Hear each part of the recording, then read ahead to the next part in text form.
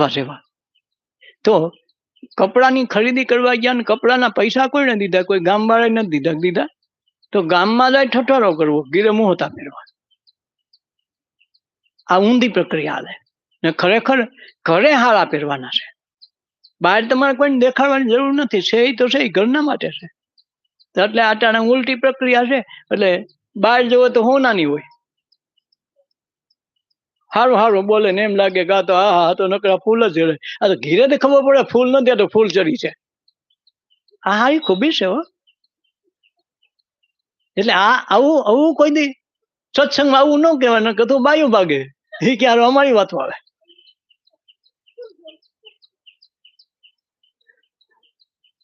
એટલે ગુરુ ગ્રમ જ્ઞાનની કોચી કરી લે, જન્માંતરોના તારા કર્મ હરી લે.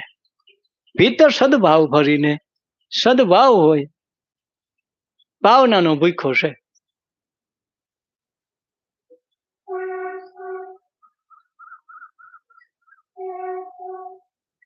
તું તારું કલ્યાણ કરી લે. ભક્તિનો ભાવ ને અંતરની શોભા.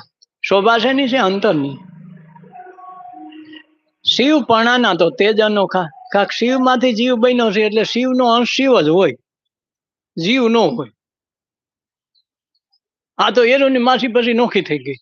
એનું જુદો ને એની માસી નોખી, હારી નાત જાત બધી જુદી પડી ગઈ.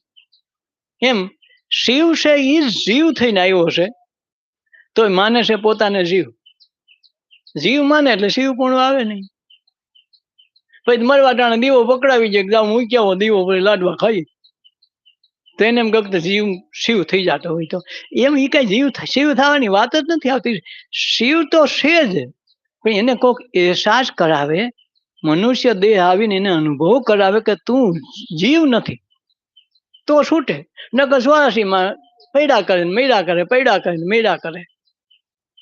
ભક્તિનો ભાવ અંતરની શોભા, જીવ શિવપણાની તો તેજ અનોખા.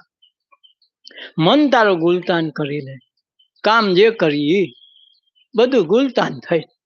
પછી ઘરમાં કરીએ કે આશ્રમે કરીએ કે હવેલીએ કરીએ કે સોરે કરીએ, મંદિરે જાય, ગમે ત્યાં જાય કે હગાવાલા ત્યાં જાય, જે કામ તમારા ભાગમાં આવે એટલા દિલથી કરો કે હું ભગવાનની સેવા કરું.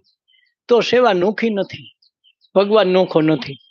પણ આપણે તો ભગવાન નોખો,